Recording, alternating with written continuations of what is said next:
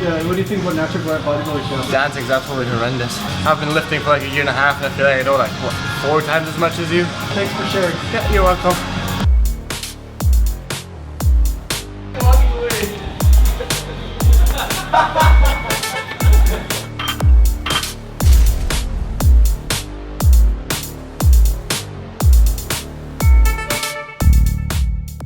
So let that be a lesson to you. You make fun of natural Gallant bodybuilding and you get pantsed. You get pantsed in your own gym. You'll get pantsed anywhere you are.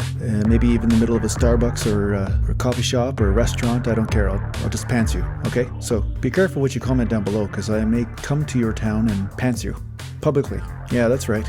You heard it here. Now that we got that taken care of. Today I'm squatting again. I squatted yesterday and I'm squatting again today just for fun. So I thought that was a good idea, but of course, like a lot of good ideas, sometimes they're not good ideas, but I figured I'd have some fun with it anyway. So I'm really, really tight, and I'm doing some shallow range of motion, and this is what shallow range of motion produces. Okay, so I did build legs this way, so I'm squatting for what's right for my body. You might have to go ass to the grass, but this is what works for me. It's that perfect range where I really hit the legs a lot, and if I come lower, then I start to get knee pain, or it just doesn't feel right on the hips and all that. So this feels right to me. Bear that in mind when you watch this video. I just train the way I want to for myself, and I don't listen to any institution or anybody else out there, and I encourage you to do the same thing. And so anything I say on this channel, this is really what I want to say. Anything I say on this channel, it's coming from a place of experience and coming from a place of application. Okay, I've applied this stuff for 30 years with my body. So these are the principles that I have embodied. I have really used them and integrated them, and ultimately there's something that you have to test out for yourself and to see what works for you, and that's what I encourage you to do. It's not about me saying you have to do it my way. It's more about me saying do it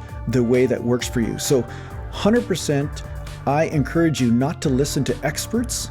I encourage you to test out the experts' theories on your own body and see if they apply.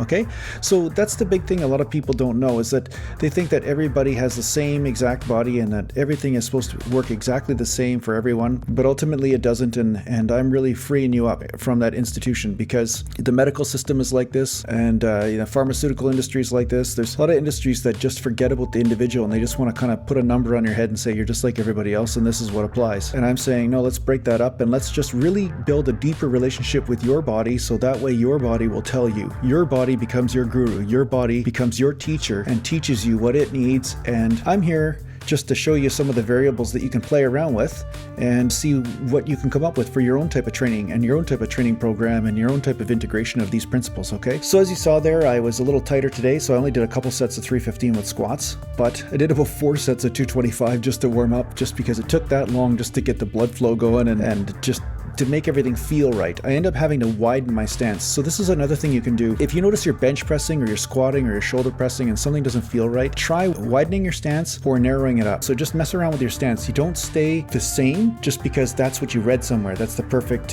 grip or that's the perfect width. Actually mess around with it. Find out, because sometimes your body is overtrained in one way of doing something and it's now time to shift and do it a different way. Okay? And sometimes there are injuries that you might have that you don't know about, or some tightness that you might have that you don't know about, but it's showing up in the form of saying, hey, this exercise is just not working for you properly in this moment. So just adjust some things, and then just by accident, you end up finding a better groove. Yeah, just keep that in mind. So what I did from squats is I went over to incline flies. And incline flies are fun for me because all I do is I just treat them like a stretch. I did some inclines with 105s yesterday, and I actually worked pretty hard on the 105s and I did a lot of reps and stuff. So I thought, hey, I'm just going to do some easy flies today and just get a nice little burn and just pump, and that was good enough for me today. So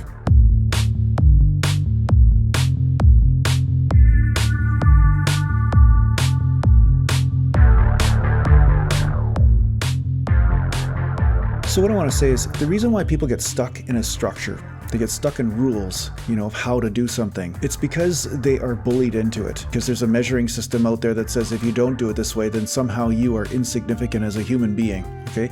So for instance, here I'm doing flies, but I'm not doing them right according to the standard fly technique, because a lot of people don't bend their arms as much when they fly because they think, oh, that's a press. But of course, I'm doing it in a certain way that is right for me, which allows the stress to be on the chest because I'm deeply connected to my body. So again, I've allowed my body to teach me. I'm not just trying to apply a structure to it. And this is what you have to do as a master of bodybuilding, as a master of the body. You have to learn to connect to your body and get your body to teach you how to flow with it and how to use the exercises in order to stimulate muscle. You know, I see every day people in the gym that are not even close to paying attention to what is the most effective way to work the muscle. I can see their joints, I can see their limbs, I can see how everything's moving, and they're not having joint pain.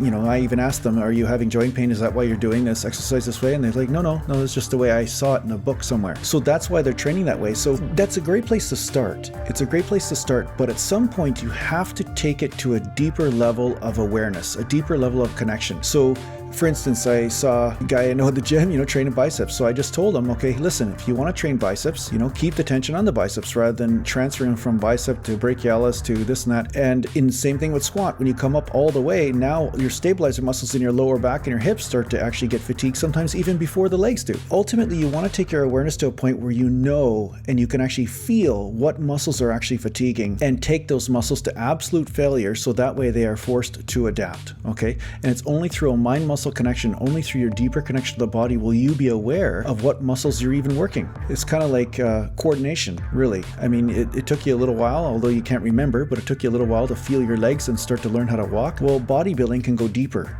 You can go deeper and deeper and deeper with this awareness. That's why some bodybuilders can lift really lightweight and they get massive results from it, because they're really using that weight to really hit that certain muscle fiber, that certain muscle group. The technique right now that I'm using is something to concentrate on the brachii of the bicep. I'm just slightly twisting in and out because I want to keep that tension on the outer head of the bicep, and that's where I'm feeling it. So I'm guided by feeling. I'm not guided by a book. At first, everybody's guided by a book.